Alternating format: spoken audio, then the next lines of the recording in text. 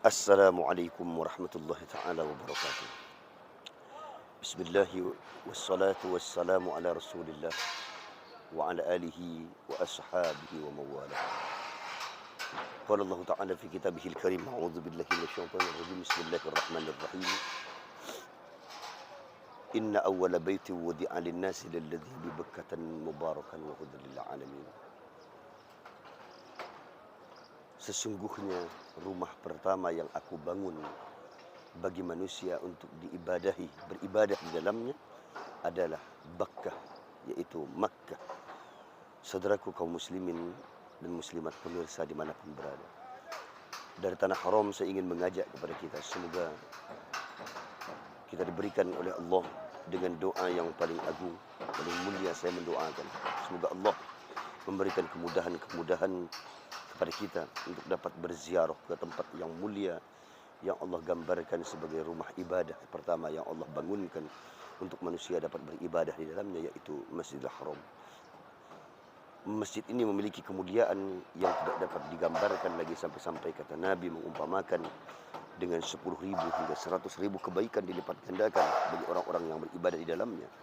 Maka bayangkan jika satu kali mengkhatamkan Quran, maka Allah akan lipat gandakan sampai dengan 10.000 kebaikan.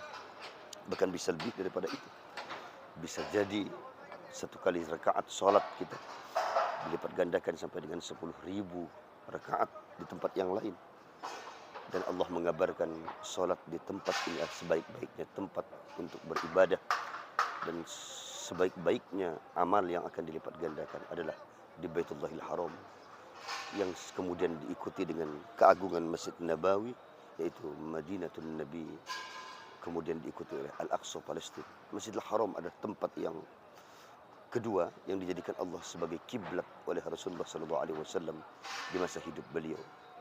Pada awalnya Al-Aqsa Palestina adalah kiblat pertama umat Islam, kemudian mendapatkan perintah Rasulullah dari Allah Subhanahu wa taala agar menghadapkan wajahnya kepada Baitullahil Haram.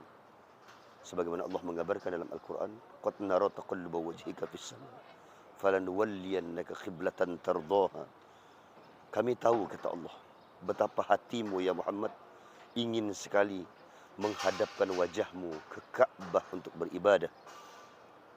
Maka falanuwalliyannaka qiblatan tardaha. Bagaimana engkau menghadapkan wajahmu ke langit, meminta kepada Allah agar menghadapkan ibadahmu, salatmu menghadap kepada Ka'bah. Tardaha, engkau akan bahagia. Maka saat ini menghadaplah kepada Baitullah. Ini gambaran betapa agungnya Masjidil Haram, Al-Haramain Asy-Syarifain, yaitu Makkah dan Madinah. Kaum muslimin dan muslimat, keagungan ini pun diikuti dengan pujian Allah bahwa orang-orang yang diberikan kelapangan oleh Allah Subhanahu wa taala, rizkinya, kemampuannya, namun ia tidak berangkat untuk haji ataupun umrah, maka Allah mengabarkan lewat hadis Rasulullah SAW, silahkan ia memilih meninggal dalam Yahudiyan atau Nasraniyan. Silahkan menjadi Yahud atau Nasrani. Bahkan dalam hadis yang lain, wala yaqrabanna musallana, jangan mendekati rumah ibadah kami bila tidak datang ke Masjidil Haram Asy-Syarifain, yaitu Makkah ataupun Madinah. Ini gambaran dan ancaman betapa bahwa masjid ini memiliki kemuliaan yang sangat mulia. Maka untuk itu saya mengajak, perbanyaklah memohon kepada Allah Subhanahu wa taala. Semoga kita semua diberikan kelapangan rezeki, dikabulkan hajat, digampangkan untuk sampai ke tanah yang mulia ini, dan semoga Allah sampai dengan anak keturunan kita memberikan kekuatan iman dan Islam untuk dapat menjadi hamba Allah, untuk dapat terus menyembah kepada Allah dan tidak menyekutukan ia dengan satu apapun, dan bahwa inilah tanah yang dimuliakan Allah Subhanahu wa taala, di mana disinilah mendapat jaminan dari Allah bahwa negeri yang tidak akan dimasuki oleh Dajjal, yaitu Makkah. Ini jaminan dari Allah Subhanahu wa taala dan Rasulullah sallallahu alaihi wasallam. Baiklah, saya mengucapkan, mari mohon maaf lahir dan batin. Saya mendoakan semoga Allah pertemukan kita kembali dimanapun berada, kalaupun tidak di dunia, jama'anullah fid darain, di akhirat nanti mungkin Allah akan pertemukan kita dalam keadaan selamat bersama Sayyidina Rasulullah sallallahu alaihi wasallam. Di belakang saya tepat ada tower Zamzam. Kami sekali lagi mengucapkan wal afu minkum, hadanallahu wa iyyakum ajmain. Semoga bermanfaat nasihat yang sedikit ini.